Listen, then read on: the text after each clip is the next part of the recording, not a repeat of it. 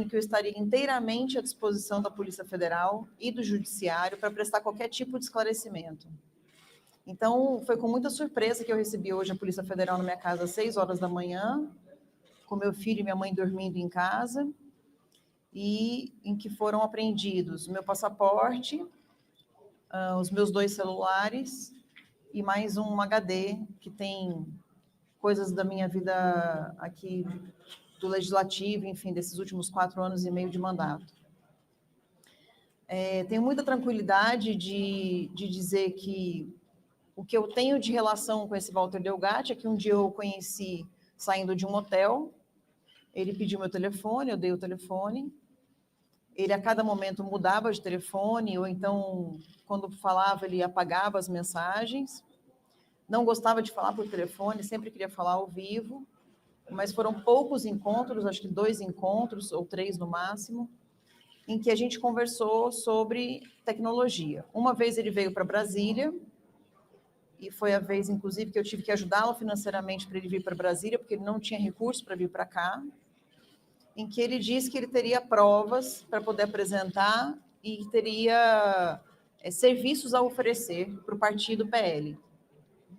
Então, a gente levou ele até o Valdemar da Costa Neto, a gente fez uma reunião, e nessa reunião, eu já, sabendo de que ele era, enfim, uma pessoa que tinha bastante conhecimento nessa área, mas que eu não sabia como ele estava naquele momento, em que espectro ideológico ele estaria naquele momento, eu fiz assim que não para o Valdemar, por trás, para ele não contratar.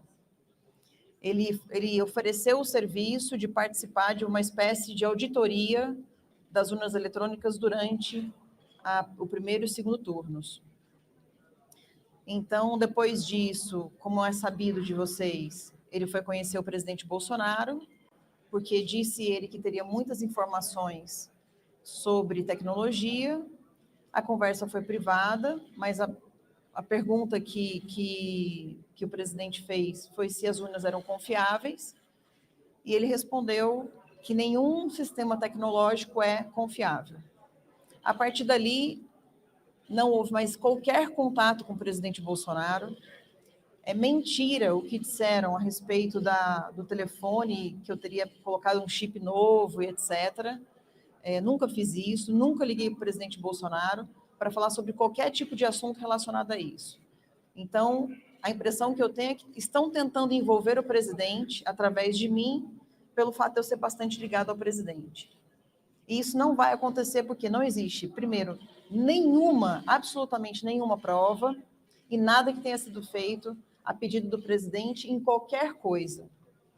A única coisa que existe é que depois de tudo isso que aconteceu e após as eleições, inclusive há um pagamento de R$3.000 de hoje é funcionário meu, mas na época era só prestador de serviço, no mês de novembro. Então, como é que eu poderia ter pedido uma fraude das eleições no mês de novembro, depois de já ter acontecido?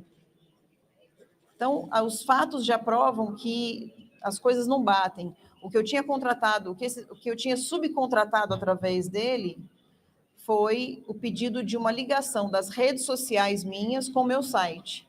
E que ele próprio já falou, algumas vezes na imprensa, que ele não conseguiu terminar, não conseguiu fazer. Então, teve aí a tentativa de trabalhar com ele, mas infelizmente não deu certo. Ele me parecia uma boa pessoa, arrependido do que tinha feito no passado, mas nada além disso.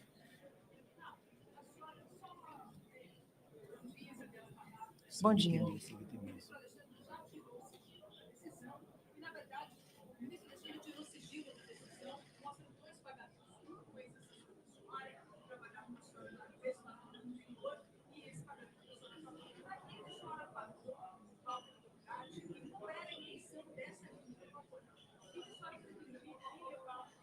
Ele queria conhecer o presidente, e o presidente queria, quando eu disse que ele se dizia um esperto em tudo que era relacionado à questão tecnologia, o presidente Bolsonaro quis perguntar para ele se as urnas eram confiáveis, ele disse que não.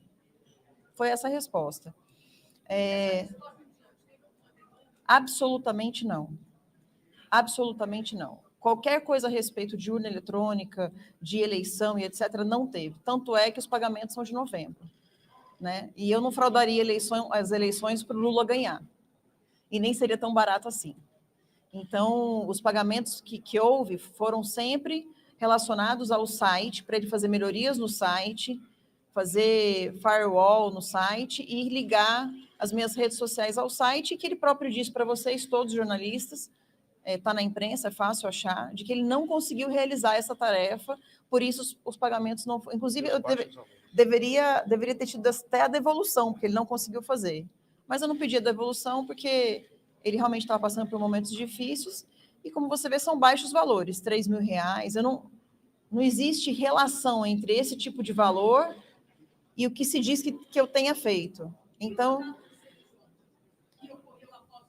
também não tenho qualquer tipo de relação. Eu pagaria R$3.000 para poder me arriscar dessa forma, para fazer uma brincadeira de mau gosto? Porque essa questão do CNJ foi só uma brincadeira de mau gosto. Eu sou uma deputada séria, eu sei do que é certo e o que é errado, e eu acho que eu não participaria de uma piada de mau gosto com Alexandre de Moraes. Eu sei o que pode acontecer com um deputado que brinca com ministros do Supremo Tribunal Federal, haja visto o nosso amigo Daniel Silveira, que está preso em Bangu. Então, eu não faria isso com a minha segurança, com o meu filho, com a minha mãe, com o meu pai, com o meu marido, não faria esse tipo de coisa. Eu tenho certeza que eu me coloquei à disposição, vou prestar, inclusive, depoimento na segunda-feira, seria amanhã, mas amanhã eu tenho uma viagem, pedi para que fosse segunda-feira, e tenho certeza que, ao final das investigações, a minha inocência vai ser provada, e eu estou muito tranquila em relação a isso. Muito obrigada.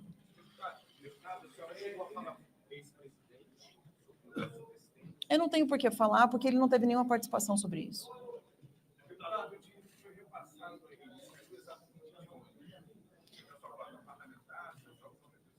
Não, o que acontece é que eu tenho uma cota que eu posso contratar a comunicação, né? R$3.000 saíram dessa cota. Como tem um site que não é da Câmara, é um site que, inclusive, está fora do Brasil, que é da época da pandemia, exigeliberdade.com, esse é um site meu, então eu tinha o restante dos pagamentos foram por conta desse site, que é meu e que eu não podia pagar com cota.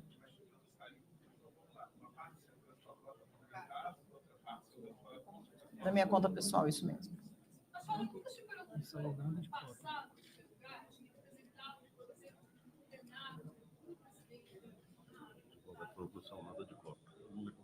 Ah, não saiu nada da minha cota? Ah, desculpa, não foi da minha cota. Todo o dinheiro foi de empresa que eu subcontratei e essa empresa pagou, mas pagou do meu bolso, não da cota.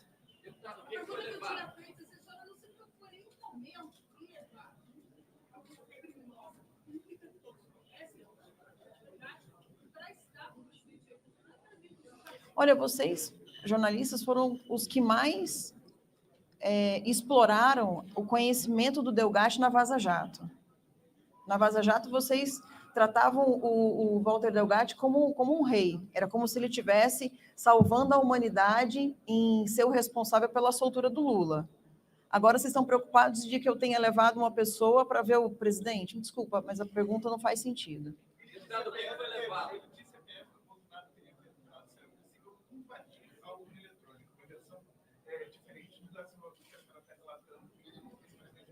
A mesma versão. É a mesma. Vamos lá, é mesmo. Você perguntar para uma pessoa se a urna pode ser fraudada. Concorda que é a mesma coisa? É a mesma coisa. Perguntando da segurança da urna.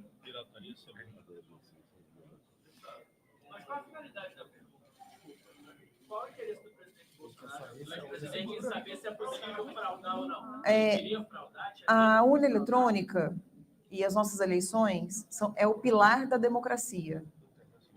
Estados Unidos veio até o Brasil para falar de urna eletrônica e saiu daqui sem contratar nossas urnas eletrônicas. As nossas urnas eletrônicas não são auditáveis. Então, se me desculpa, se você não vê nenhum motivo para perguntar para um hacker se a urna pode ser fraudada, eu não vou poder te responder. Se isso é tão óbvio que eu não consigo te responder. Mas aqui não é o lugar. Pessoal, eu vou agradecer. Vocês já estão saindo fora do tema. Acho que não é o lugar. Já deu. Não faz parte. Agradece, Carla. Calma. Vai lá, na cara dessa. Você já explicou tudo. Agora na justiça.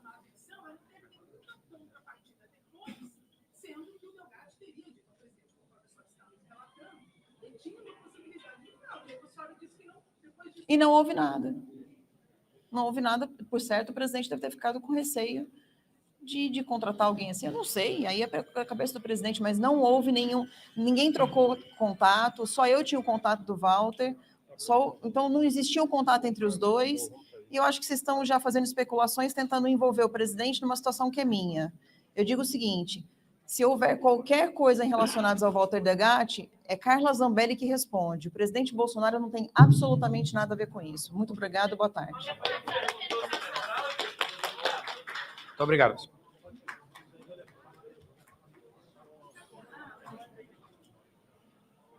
Só uma última coisa.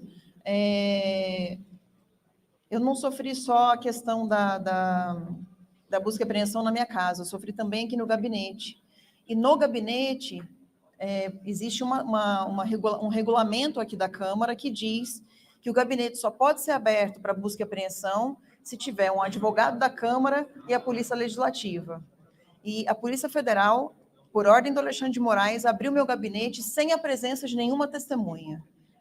E isso fere o regulamento da Câmara e deve ferir o devido processo legal também. Então, isso vai ser feito um relatório para o Lira e a gente vai questionar isso na Justiça. Obrigada.